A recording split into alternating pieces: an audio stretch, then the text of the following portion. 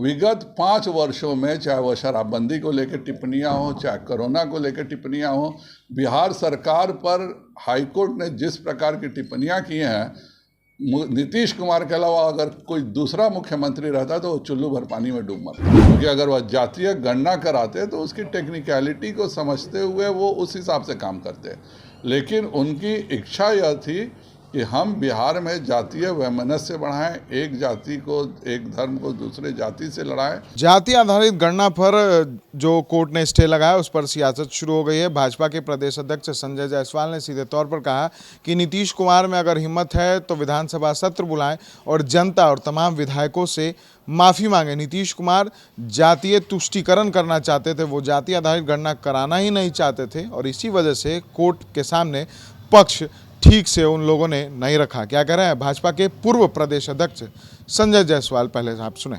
गणना में हाईकोर्ट ने जिस प्रकार की टिप्पणियां बिहार सरकार के खिलाफ की हैं, वह यह बताता है कि बिहार सरकार कभी नहीं चाहती थी कि बिहार में जातीय गणना हो। और हम लोग भी लगातार देख रहे थे कि एक बार सभी दलों ने सामूहिक रूप से जब कह दिया कि हाँ जातीय गणना होना चाहिए, उसके बाद भी जब गणना शुरू हुई तो किसी भी दल के प्रतिनिधियों को बुलाया नहीं गया, कभी विश्वास में नहीं लिया गया। विधानसभा में भी कोई चर्चा इस पर नहीं की गई कि क्यों करना चाहिए, कैसे करना चाहिए। विधानसभा को भी विश्वास में नहीं लिया गया और इसके कारण आज जो हुआ है वह सबके सामने है। नीतीश कुमार आदतन इस तरह की शगुफा छोड़ते हैं। उनका मुख्य उद्देश्य है बिहार में जातीय वैमनस्य पैदा करना, जातीय गणना कराना नहीं, क्योंकि अगर वह जातीय गणना कराते तो उसकी टेक्निकलिटी को समझते हुए वो उस हिसाब से काम करते।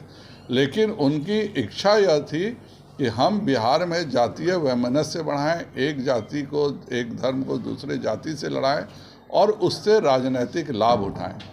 हम लोग एक तो नीतीश कुमार जी ने विश्व रिकॉर्ड जरूर बनाया है। आज तक मुझे कोई केस याद नहीं है कि बिहार सरकार विगत 10 वर्षों में किसी भी मैटर में कोई केस जीती हो, चाहे वह नगर निगम का लेके चुनाव को लेके हो या फिर शराबबंदी को लेके हो।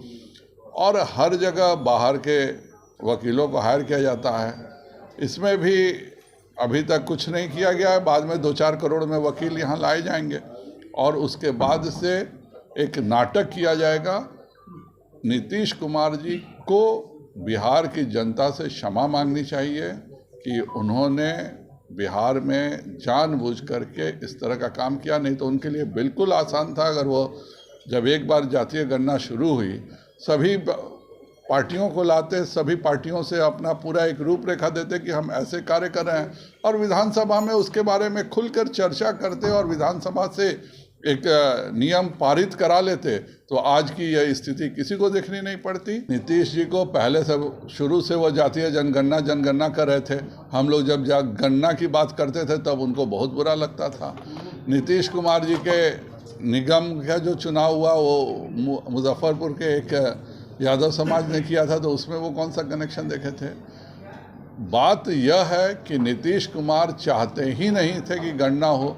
जो फ्लॉज दिया गया है वह कॉन्स्टिट्यूशन का फ्लॉज है।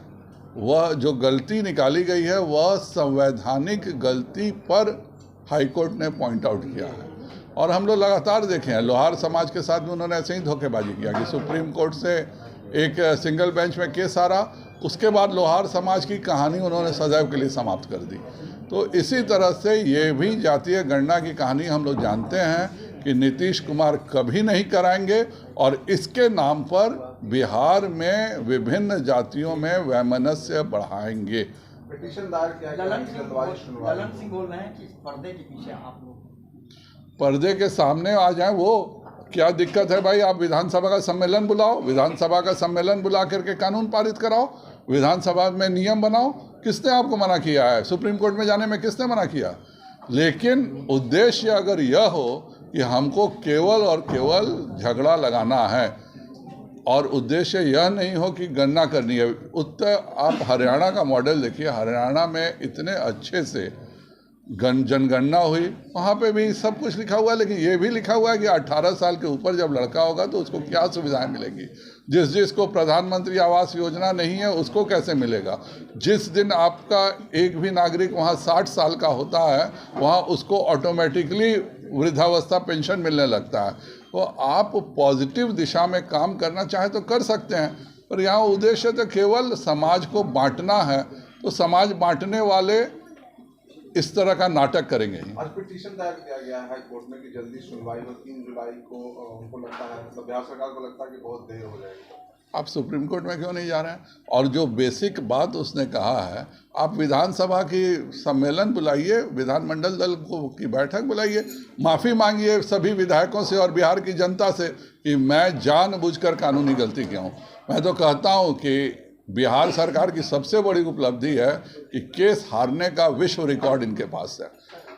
विगत 5 वर्षों में चाहे वह शराबबंदी को लेकर टिप्पणियां हो, चाहे कोरोना को लेकर टिप्पणियां हो, बिहार सरकार पर हाईकोर्ट ने जिस प्रकार की टिप्पणियां की हैं, नीतीश कुमार के अलावा अगर कोई दूसरा मुख्यमंत्री रहता तो वो चुल्लू भर पानी में डूब मरता। सीधे तौर पर कहीं ना कहीं अब नीतीश कुमार पर बीजेपी जोरदार हमला कर रही है और कह रही है कि सिर्फ और सिर्फ नाटक कर रहे हैं, जाति आधारित गणना के नाम पर कराना चाहते नहीं थे और अब जब स्टे लग गया तो फिर अब भाजपा के ऊपर आरोप लगा रहे हैं।